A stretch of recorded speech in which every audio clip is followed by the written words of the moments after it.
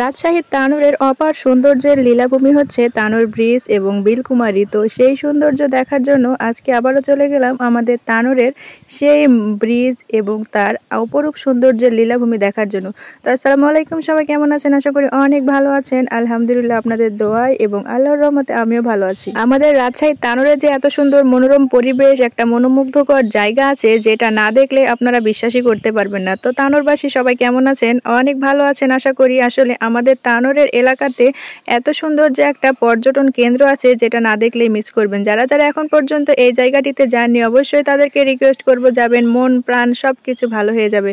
আমি যখন গেছিলাম সেটা কিন্তু ছিল এখন গরমের সময়, আর গরমের সময় আকাশে কিন্তু দেখেন হালকা হালকা মেঘ, হালকা হালকা কিন্তু ঝিরিঝিরি বাতাস বয়ে যাচ্ছে, আর সেই শীতল বাতাসে চারিদিকে ধান ক্ষেত যেন এলোমেলো হয়ে যাচ্ছে, তারা নিজেদের মধ্যে যেন দোলা খাচ্ছে। আর সেই অপরূপ সৌন্দর্য দেখার জন্য আমি কিন্তু চলে গেলাম আমাদের রাজশাহীর সেই বিখ্যাত তানোর ব্রিজ ও বিলকুমারীতে। আসলে বিলকুমারী নাম কেন করা হয়েছে সেটা আমার জানা নাই, তবে এত সুন্দর পরিবেশ, এত সুন্দর বিল, যেখানে ঘুরতে গেলে কিন্তু আপনার মন প্রাণ অটোমেটিকলি কিন্তু ভালো হয়ে যাওয়ার কথা। এত সুন্দর প্রকৃতি, এত সুন্দর সবুজ এবং নদী, সাথে কিন্তু আমাদের আকাশ, একসাথে সবকিছু দেখা মিলবে এইখানে। তবে একটা দুঃখের বিষয় কি জানেন, এখানে একটা রিসর্টের মতো করা ছিল, যেখানে কিন্তু অনেক সুন্দর প্রকৃতির সাথে মিশে একাকার হয়েছিল নদী, তার সাথে সবুজে ঘেরা সবকিছু। তো এখন জানি না কেন তালাবদ্ধ অবস্থায় দেখতে পেলাম, সেখানে জনসাধারণ প্রবেশ নিষেধ, সেই জন্য কিন্তু সেই মনোরম পরিবেশটা আপনাদের সাথে আমি দেখাতে পারলাম না। তবে এখানে কিন্তু একটা পুলের মতো জায়গা করা আছে, যেখানে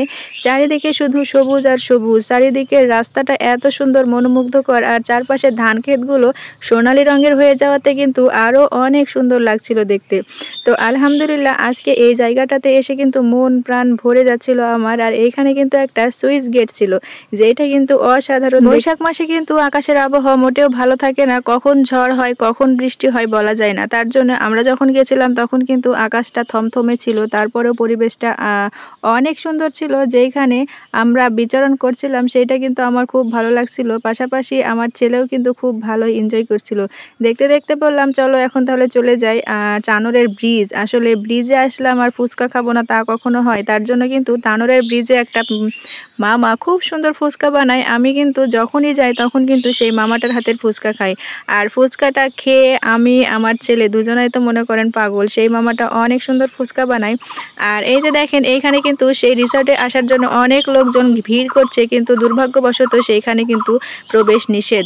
আর এখানে কিন্তু অনেক দোকানপাট রয়েছে, আপনারা যেইটা ইচ্ছা সেইটাই কিন্তু খাইতে পারেন। আসলে ঈদের সময় বা কোনো ওকেশনে কিন্তু অনেক রকমের ভিড় থাকে, আসলে দর্শনার্থীর অনেক ভিড়। রাজশাহীর তানোরে যে এত সুন্দর মনোমুগ্ধকর পরিবেশ আছে সেটা অভাবনীয়, অকল্পনীয়। যদি না দেখেন অবশ্যই মিস করবেন। এবার কিন্তু আমরা ফুচকা খাওয়ার উদ্দেশ্যে সেই তানোরের ব্রিজে চলে যাচ্ছিলাম, পুল থেকে বেরিয়ে ব্রিজে যাচ্ছিলাম। আর ব্রিজে যাওয়ার সময় কিন্তু রাস্তাটা একটু খারাপ ছিল, এর আগে তো রাস্তাতে কাজ চলছিল বিধায় যাওয়া হচ্ছিল। আর এদিকে ফুচকা খেতে এসে দেখি অনেক সিরিয়াল পড়ে গেছে। আসলে এখানে সবাই পরিবার পরিজন আত্মীয় স্বজন সবাইকে নিয়ে কিন্তু ঘুরতে আসে, আসলে দেখার মতোই কিন্তু জায়গা।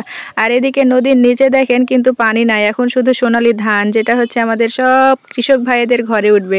আর এদিকে ফাইনালি ফুচকা আমাদের দিয়ে দিয়েছে, বসার জায়গা নাই, সেই ক্ষেত্রে ব্রিজের উপরে আমরা ফুচকা খাচ্ছিলাম। আর এই যে এইটা হচ্ছে আমাদের সেই তানোরের বিখ্যাত ফুচকা মামা, যে অসাধারণ ফুচকা বানায়। আমার তো বেশ পছন্দ, আমার ছেলেরও খুব পছন্দ। তো আজকের মতো এখানে ভিডিও শেষ করছি। সবাই ভালো থাকবেন, সুস্থ থাকবেন, আল্লাহ হাফেজ।